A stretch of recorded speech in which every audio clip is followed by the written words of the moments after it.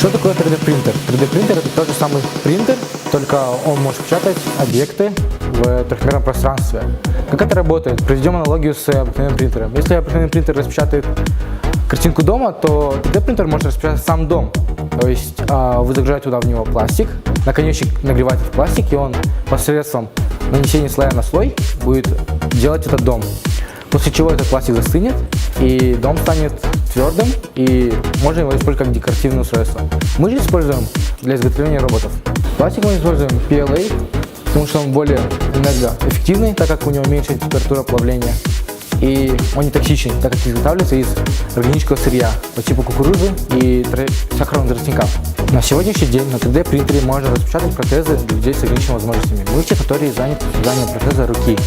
Это будет намного дешевле по сравнению с протезами, которые изготавливают в больницах. Каждый человек сможет его настроить под себя.